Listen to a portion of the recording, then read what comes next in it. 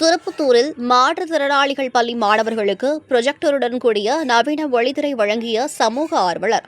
சிவகங்கை மாவட்டம் திருப்பத்தூர் டிஏஎல்சி மாற்றுத்திறனாளிகள் பள்ளியில் பயிலும் மாணவர்கள் எளிதில் கல்வி பயிலும் வகையில் தற்போதைய ஜெனரேஷனுக்கு ஏற்ப தொழில்நுட்பத்துடன் கூடிய புரொஜெக்டருடன் நவீன ஒளித்திரை வழங்கிய சமூக ஆர்வலர் வழக்கறிஞர் நவநீத பாலன் சித்திரை திருநாளை முன்னிட்டு பள்ளியில் ஒப்படைத்தார்.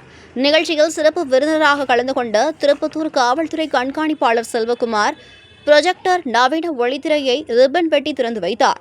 தொடர்ந்து மாணவர்கள் பயனுள்ள வகையில் பயன்படுத்திட வாழ்த்துக்களை தெரிவித்தார்.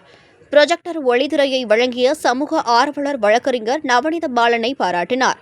பள்ளி நிர்வாகி அருண்குமார் அனைவரையும் வரவேற்றார். நவநீத பாலன் குடும்பத்துடன் பங்கேற்று மாணவர்களுக்கு வாழ்த்துக்களை தெரிவித்தனர். சமூக ஆர்வலர் நவநீத பாலன் தொடர்ந்து இதுபோன்று பல்வேறு பணிகளை செய்து வருவது பொதுமக்களிடையே பாராட்டை பெற்று வருகிறது.